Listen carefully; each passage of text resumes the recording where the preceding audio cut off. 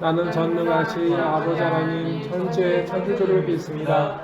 나는 그의 유일하신 아들 우리 주 예수 그리스도를 믿습니다. 그는 성령으로 잉태되어 동정녀 마리아에게서 나시고 본디오 빌라도에게 고난을 받아 십자가에 못 박혀 죽으시고 장사된 지 사흘 만에 죽은 자 가운데서 다시 살아나셨으며 하늘에 오르시어 전능하신 아버지 하나님 우편에 앉아 계시다가 거기로부터 살아있는 자와 죽은 자를 심판하러 오십니다. 나는 성령을 믿으며 거룩한 공교회와 성도의 교제와 죄를 용서받는 것과 몸의 부활과 영생을 믿습니다. 아멘. 다 같이 찬송가 459장 함께 부르시겠습니다. 네, 시작.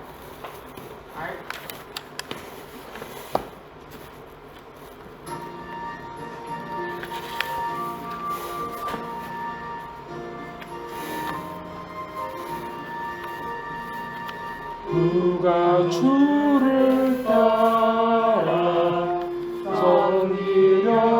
섬기려는가? 누가 죄를 떠나 주만 따를까?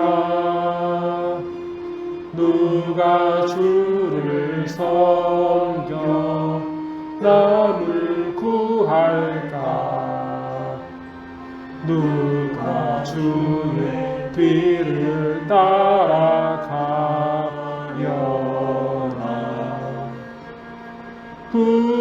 부르심을 받아 주의 은혜로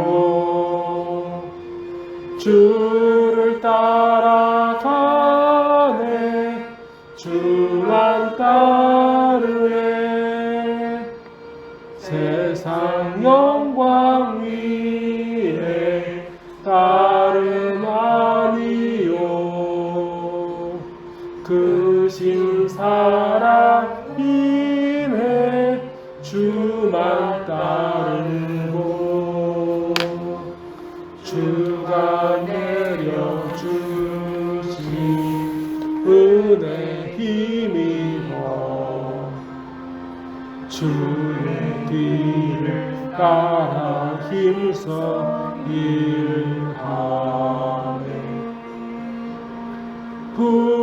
부르심을 받아 주의 은혜로 주를 따라가네.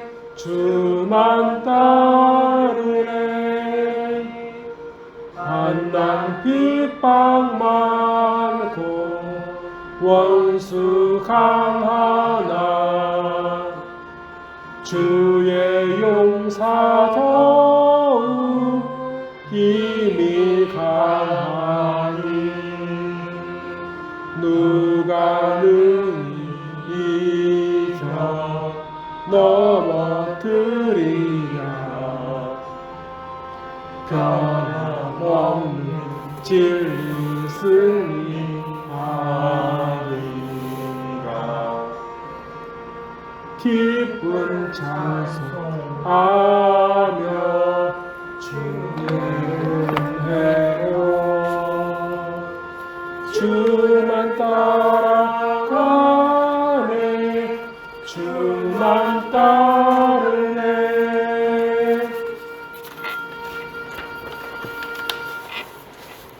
다 같이 기도드리시겠습니다. 하나님 아버지 감사드립니다. 하나님 앞에 바르게 살지 못하고 영광은커녕 때로 아버지를 피곤하게 할 정도로 아버지를 사랑하지 않고 자기 욕심에 빠져 살아온 죄인이나 이러한 저희를 불쌍히 여기사 그 사랑을 거두지 아니하심에 죄송하고 또한 감사드립니다. 아버지께서 자녀들의 죄악을 사하시며 허물을 가리시는 날 아버지 매일 저희에게 그러하셨습니다. 저희에게 아버지를 사랑하는 마음과 아버지를 의지하고 기뻐하는 마음을 주사 이 예배가 아버지를 영화롭게 하는 예배가 되게 하옵소서. 저희가 위로받는 예배 되게 하소서. 더 진실하게, 더 사무하게, 더 영광되게 하는 저희가 되게 하옵시고 이 예배가 되게 하여 주시옵소서. 아멘. 이 시간 몸도 마음도 영도 육도 지쳐 돌아온 저희의 마음을 위로하여 주시옵소서. 아멘. 이 시간 아버지의 성령 말씀을 주사 저희 영과 육이 고침받고 살게 하옵소서. 아멘. 나세 예수 그리스도의 이름으로 간절히 기도드리옵나이다. 아멘. 말씀 누가복음 3장 1절부터 6절까지. 신약 91면입니다. 말씀 읽겠습니다. 6절까지. 디베르 황제가 통치한 지 15해 곧 본디오 빌라도가 유대의 총독으로 헤롯이 갈릴리의 분봉왕으로 그 동생 빌립이 이두레와 드라고니 지방의 분봉왕으로 루사니아가 아빌레네의 분봉왕으로 안나스와 가야바가 대제사장으로 있을 때에 하나님의 말씀이 빈들에서 사가랴의 아들 요한에게 임한지라. 요한이 요단강 북은 각처에 와서 죄사함을 받게 하는 회개의 세례를 전파하니 선지자 이사야의 책에 쓴다. 광야에서 외치는 자의 소리가 있어 이르되 너희는 주의 길을 준비하라. 그의 오실 길을 곧게 하라. 모든 골짜기가 메워지고 모든 산과 작은 산이 낮아지고 굽은 것이 곧아지고 험한 길이 평탄하여질 것이요 모든 육체가 하나님의 구원하심을 보리라 함과 같으니라. 아멘. 오늘 성령께서는 우리를 세례 요한에게로 이끕니다. 세례 요한이라고 하는 것은 예수님의 동생 요한도 있었고 제자 중에도 요한이 있었어요. 그런데 세례 요한이라고 하는 것은 세례를 베푸는 것으로 유명한 요한이 있기 때문에 세례 요한이라고 하는 거예요. 세례 요한은 어쨌든 그런 이름을 가지고 있는 뜻입니다. 세례 요한은 세례 베푸는 것으로 유명한 사람이었고 세례 요한에 대해서 학자들은 뭐라고 이야기를 하냐면 이제 그 당시 학자들에 따르면 그 당시 이제 유대에서의 하나님을 믿는 신앙이 많이 퇴색되어 버렸었대요. 그래서 그 가운데서 정말 하나님을 예배하고 찬송하는 그러한 신앙 공동체를 세워지기 시작했는데 그것이 이제 세례 요한과 같은 사람들 중심으로 이루어진 그런 공동체가 있었다고 해요. 어쨌든 이 세례 베푸는 세례 요한은 그런 사람으로서 또한 세례 요한은 뭐냐면 제사장의 가문이었어요. 따라서 그 제사장으로 봐도 그리고 그의 하나님께서 그를 통해서 말씀하시는 것으로 봐도 그가 얼마나 대단한 사람인지는 잘 알 수가 있어요.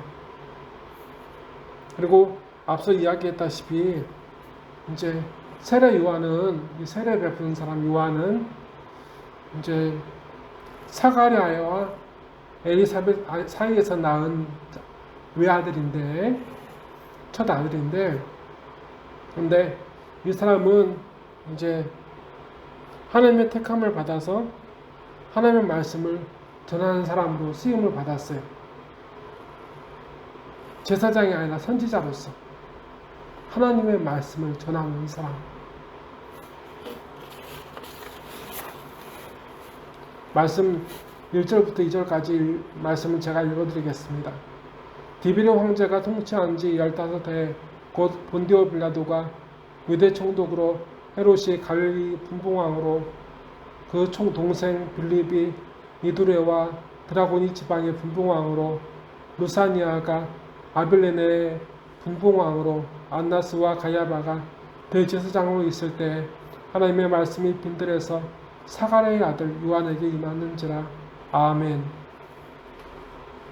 이 시기에 대해서 하나님께서 말씀하시는데 디베르라는 사람이 로마의 황제가 된 지가 15년 되던 때에 하나님께서 이제 요한에게 말씀하시기 시작하셨대요. 그러니까 요한을 통해서 하나님께서 하시고자 하시는 말씀을 그에게 알게 하셨다는 거예요. 그 말씀을 보게 되면 분봉왕이 나오는데 이제 빌라도가 주대 총독이라고 되어 있는데 뭐냐면 총독은 이제 왕은 아니지만 황제를 대신해서 세금을 거둘 수 있고 군사를 징집할 수 있는 권리가 있는 그런 권력자를 총독이라 하고 분봉왕은 이제 이름만 있는 왕, 지역을 다스리기 위한 이제 도지사쯤 되는 그런 사람들로 오늘 말씀을 보게 되면 이렇게 세웠다고 되어 있어요. 여기서 처음 나오는 헤롯과 그 뒤에는 이름이 나오는 사람들은 뭐냐면 예수님께서 나실 때 그 헤롯의 자녀들로 추정되는 사람들이에요. 헤롯이 죽으면서 자기가 다스리던 그 헤롯도 역시 이름만 있는 분봉왕이었지만 자기의 영지를 나눠준 거예요. 그리고 이전을 보게 되면 안나스와 가야바가 대제사장으로 있을 때라고 그러는데 이게 참 안타까운 게 뭐냐면 대제사장은 하나님께서 그 일생 동안 딱 한 명만 있게 하는 사람이었어요. 제사장이 많이 있는데 대제사장은 그러니까 어떻게 하냐면 유일하게 성전에 들어가서 시성소에 들어가서 그 모든 민족의 예배를 제사를 집례하는 인도하는 그런 사람인데 이게 나중에 로마가 유대를 침략하고 로마 총독이 이제 자기의 마음에 안 들면 이제 대제사장을 바꾸는 일들이 많았어요.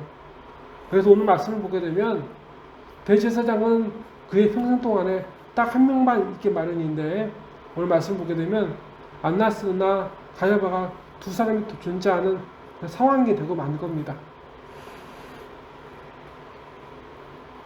이때 하나님께서 이렇게 요한을 쓰시기 시작하셨다고 말씀하고 계세요.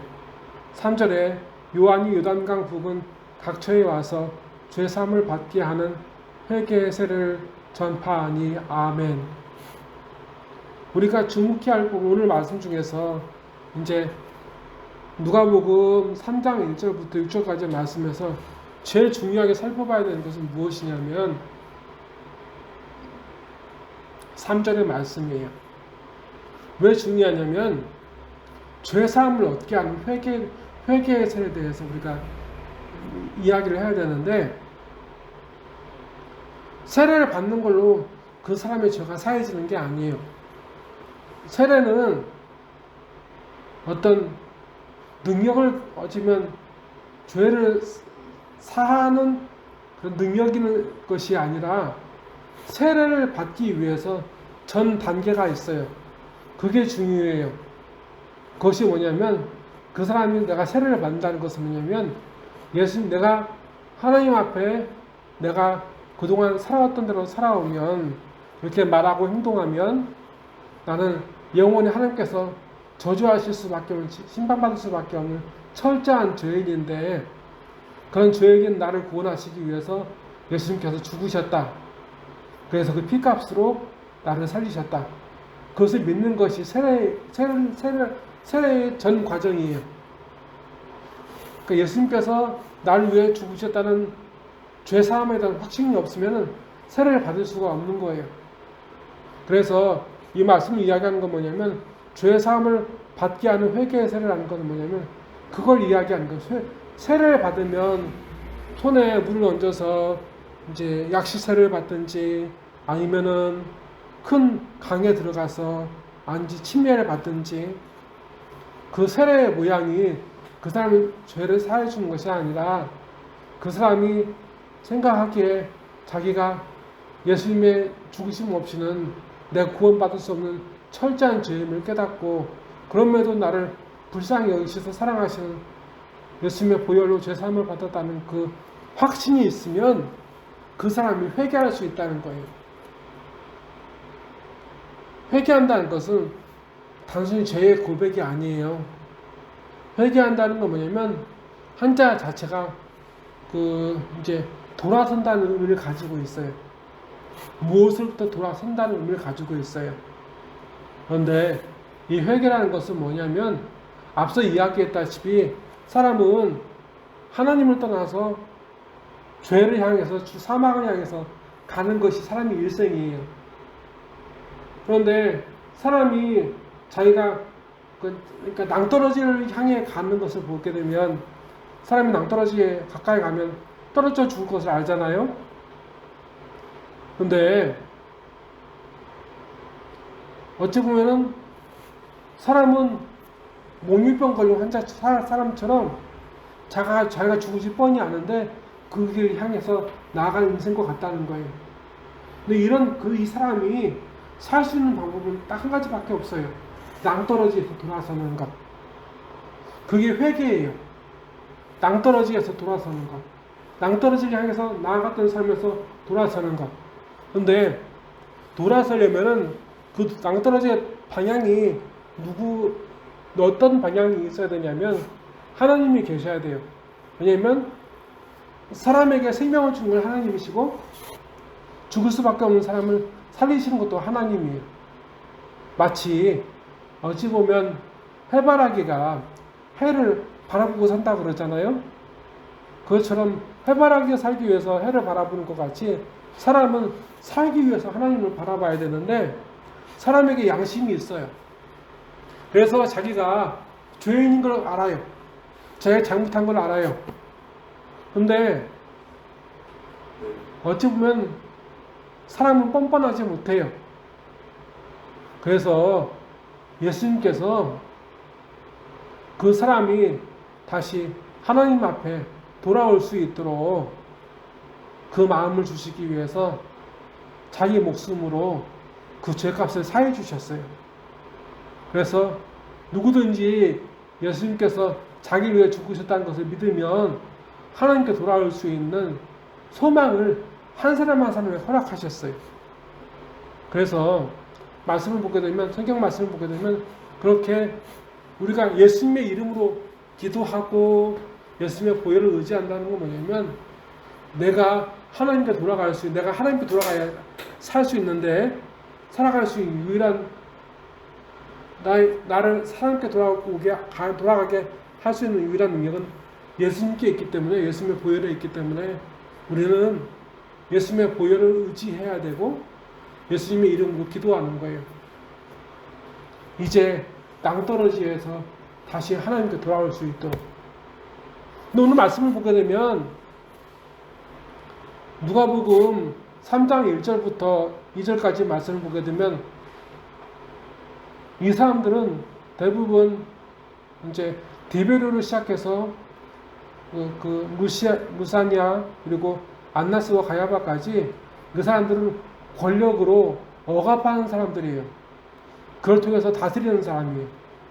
그런데 하나님께서는 권력으로 억압하는 게 아니에요. 하나님께서는 모든 걸 다스리고 지배하세요. 그런데 하나님께서는 어떻게 하시냐면 권력이 아니라 하나님의 긍휼하심, 하나님께서 힘들고 어려운 사람들을 함께 아파하시고 어루만져 주시는 거예요. 사람이 그걸 아는 거예요. 하나님은 그 단계까지 이룰 수 있도록 우리를 붙들어 주시는 거예요.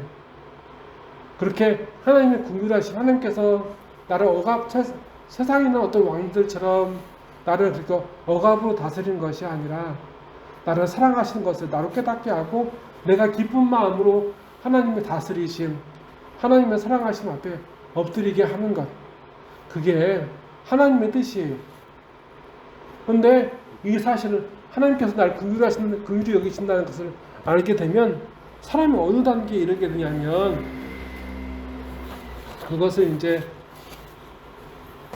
4절부터 6절까지 말씀이 이야기하고 있어요. 선지자 이사야의 책에 쓴 바 광야에서 외치는 자의 소리가 있어 이르되 너희는 주의 길을 준비하라. 그의 오실 길을 곧게 하라. 모든 골짜기가 메워지고 모든 산과 작은 산이 낮아지고 굽은 것이 곧아지고 험한 길이 평탄하여질 것이요 모든 육체가 하나님의 구원하심을 보리라. 함과 같으니라. 아멘. 여기 대해서 4절과 5절에 대해서는 예수님의 오심을 준비하기 위한 세례 요한의 역할이라는 해석이 있어요. 근데 우리가 이제 주의 깊게 봐야 될 것은 6절의 말씀이에요. 하나님께서 나를 사랑하시고 나를 긍휼히 여기신다는 것, 나를 긍휼히 여기심으로 내 삶을 다스리기 원하신다는 그것을 믿으면 모든 사람이, 그러니까 그렇게 소망하고 사모하는 사람이 하나님의 구원하심을 볼 거라고 말씀을 가르쳐 주시는 거예요. 그래서 우리는 항상 사모하고 기도해야 돼요. 믿어야 해요. 하나님께서 세상 세파에서 세상의 권력자들에 의해서 억압당하고 고통당하는 나를 위로하기 원하시고 나의 모든 문제와 내 삶을 다스리기 위하여서 하나님께서는 끊임없이 나를 사랑하시는 자기의 마음을, 자기의 사랑을 날마다 보여주시길 원하시는구나. 그 깨달음을, 그 믿음을 우리에게 요구하시는 거예요. 그러면 우리가 그 믿음 안에 있으면 우리가 하나님의 구원을 볼 수가 있대요. 확신할 수 있대요. 이것이 오늘 우리를 향한 하나님의 말씀입니다. 기도하시겠습니다. 하나님 아버지, 하나님께 돌아갈 때를 알고 자복하며 회개하기를 원하시는 하나님 아버지, 감사드립니다. 오늘 말씀이 가까이 느껴지지 않고 마음에서 멀고 관심이 쏟을 만큼 흥미있는 말씀이 아니더라도 오늘 죽을 내가 살 하나님의 말씀을 믿기를 원합니다. 나를 구원하신 아버지만 바라보게 하시고 오늘 내가 살고 내 가족이 살기 위하여 오늘 이 말씀을 믿고 순종하게 하옵소서. 아버지의 긍휼하심에 아버지의 사랑에 엎드리게 하시고 따르게 하옵소서. 아버지께로 돌아가게 하옵소서. 아버지의 다스리심을 만족하며 간절히 사모하게 하옵소서. 이 예배를 드리며 우리의 삶을 드리오니 아버지 불쌍히 여겨주시옵시고 이 환난 때에 고통당하는 저희와 저희 형제와 자매를 불쌍히 여겨주시옵소서. 이 환난 때에 절망하거나 미혹당하여 구원받는 믿음과 소망에서 떠난 이들을 불쌍히 여겨주시옵소서. 성령님, 저희를 불쌍히 여기시사 고치시고 싸매 주시옵소서. 붙들어 주시옵소서. 이제 이 제단에서 함께 예배할 이들을 모아 주시옵소서. 보내 주시옵소서. 이 교회가 쓰임받게 하여 주시옵소서.